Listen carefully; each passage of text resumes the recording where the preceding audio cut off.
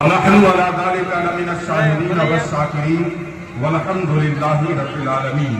آئیے اہل سنت و جماعت کے دستور کے مطابق ایک مرتبہ حضور سرور کائنات فخر موجودات صلی اللہ علیہ وسلم کی بارگاہ میں درود شریف کا نذرانِ عقیدت پیش کریں۔ کہیں اللہ رسول محمد صلی اللہ علیہ وسلم نحن نفاق محمد صلی اللہ علیہ وسلم صلاۃ و سلام علیک یا رسول اللہ صلی اللہ تعالی علیہ وسلم۔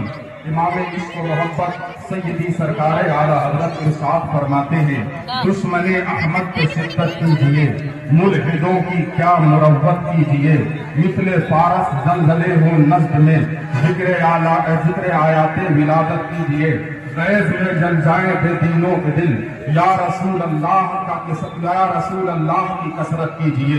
مسلمانوں، میں نے قرآن مقدس کی ایک آیت مبارکہ تلاوت کی ہے۔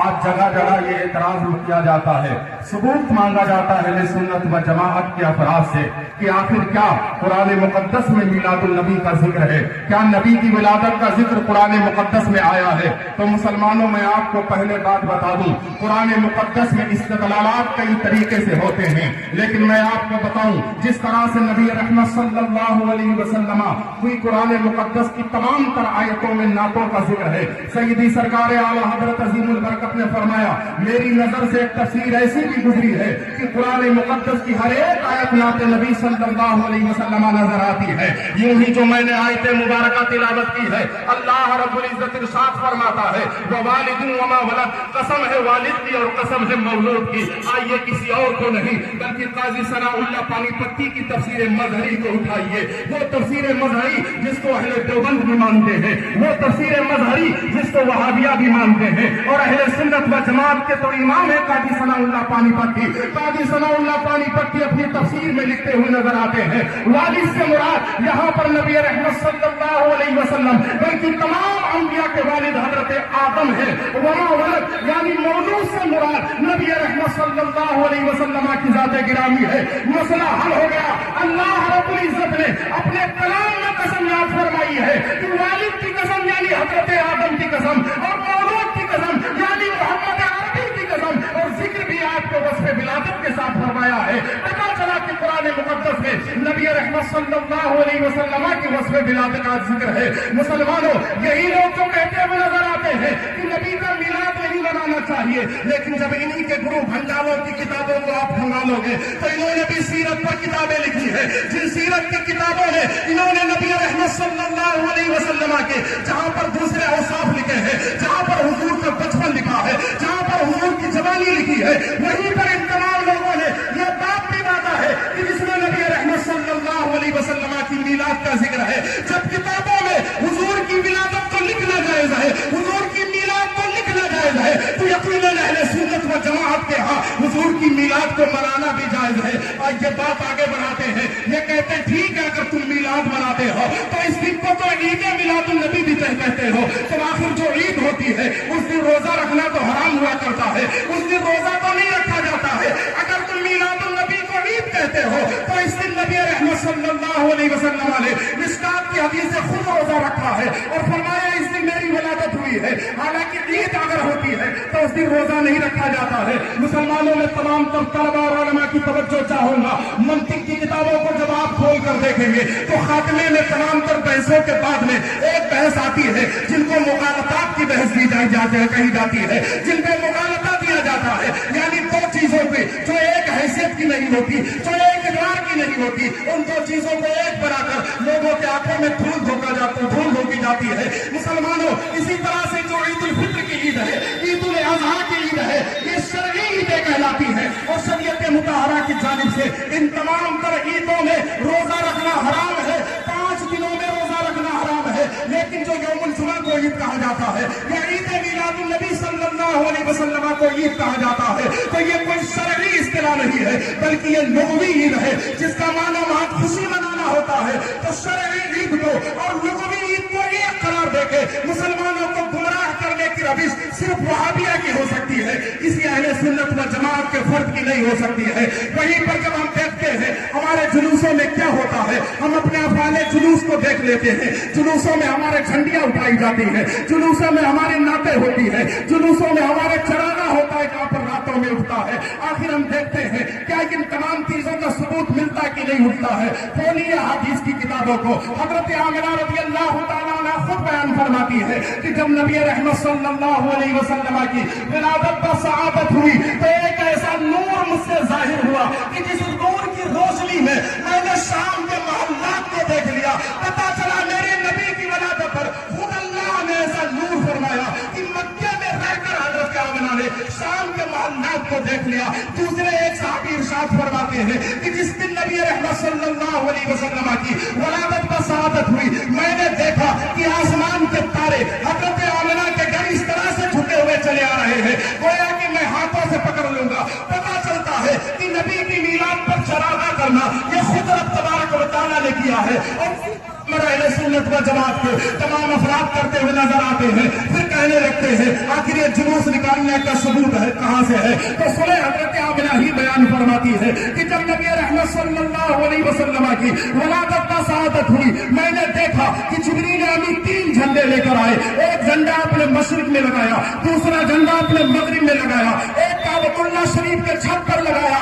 पता चला हुजूर की विलादत पर झंडे लगाना ये जिब्रील अमीन अलैहिस्सलातु व तस्लीम की सुन्नत मुबारक है। फिर कहते चलो झंडा लगाना तो पता चल गया आखिर इन जुलूस को घुमाना कहां से साबित होता है। हमने कहा पढ़िए रिवायत, पीर के दिन नबी रहमत सल्लल्लाहु तआला अलैहि वसल्लम मक्कतुल मुकर्रमा से हिजरत के लिए रवाना होते हैं, मदीनतुल मुनव्वरा पहुंचते हैं। मदीनतुल मुनव्वरा पहुंचने वाले ही थे कि हजरत बुरीदा असलमी रज़ी अल्लाह तआला अन्हु 70 सहाबा के साथ 70 अपने साथियों के साथ पहुंचते हैं। उस वक्त वो मुशर्रफ पे इस्लाम नहीं हुए थे, लेकिन जैसे मेरे नबी का चेहरा देखते हैं मुशर्रफ पे इस्लाम हो जाते हैं। फिर फरमाते सुनो मदीना में हुजूर आपकी हाजिरी ऐसे नहीं होगी। वो अपने नेज़े निकाल के डालते हैं और अपने नेज़े पर अपने अमामों को टांगते हैं और टांगने के बाद में जुलूस की शक्ल में लहराते हुए नबी रहमत सल्लल्लाहु अलैहि वसल्लम की मदीनतुल मुनव्वरा में हाजिरी होती है।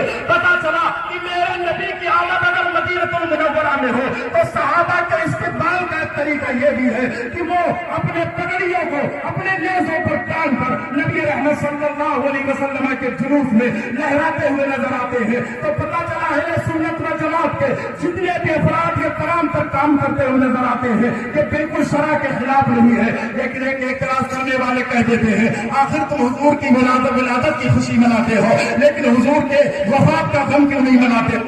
12 रबीउल अव्वल शरीफ को नबी रहमत सल्लल्लाहु अलैहि वसल्लम की विलादत हुई है तो इसी 12वीं को हुजूर की वफात भी तो हुई है। वफात का गम तुम क्यों नहीं मनाते हो। तो मुसलमानों सुनो, अगर वफात के दिन गम मनाना जायज होता तो हरगिज़ नबी रहमत सल्लल्लाहु अलैहि वसल्लम यौमुल जुमा को ईद हफ्ता नहीं करार देते, हफ्ता की ईद करार नहीं देते। क्यों? क्योंकि हजरत आदम की वफात जुमा के रोज हुई है। हुजूर का जुमा के रोज को हफ्ते की ईद करार देना इस बात पर दलील है कि किसी की वफात इस बात पर दलालत नहीं होती है कि वो दिन गम का मनाया जाए, क्योंकि हुजूर की शरीयत कहती है किसी मरने वाले पर 3 दिन से ज्यादा गम मनाना जायज नहीं है।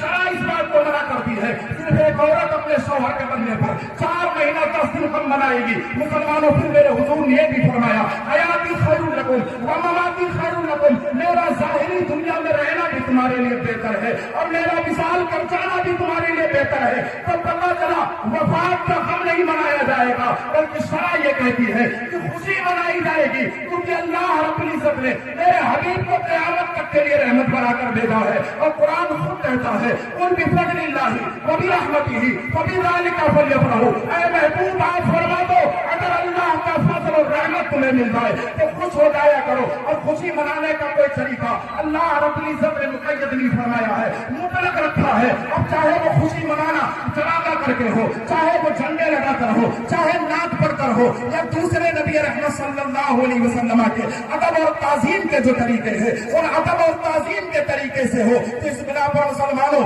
किसी वहाबी और देवबंदी के फंसाने में मत आना और उनकी बात आप सुनेंगे क्यों। अगर कोई एतराज आता है तो उलमा अहले सुन्नत आपकी बस्ती में मौजूद है, इदारा आपकी बस्ती में मौजूद है, इन वहाबिया से रिश्ता नाता छोड़ो, उलमा अहले सुन्नत से अपना दामन छोड़ो, क्योंकि अगर तुमने इनसे रिश्ता नाता रखा तो एक दिन ऐसा आएगा कि इनकी सोहबत तुम्हें तबाह बर्बाद कर देगी, इनकी सोहबत तुम्हें जहन्नम की तरफ ले जाती हुई नजर आएगी। और अपने दिल में ये अकीदा मजबूत रखो कि अगर हमारा जिसका نبی سے رشتہ ہے، یقیناً ہمارا بھی اسی سے رشتہ ہے، اور جس کا نبی سے رشتہ کٹ گیا ہمارے لیے وہ پیروں کی دھول کے برابر نہیں ہے۔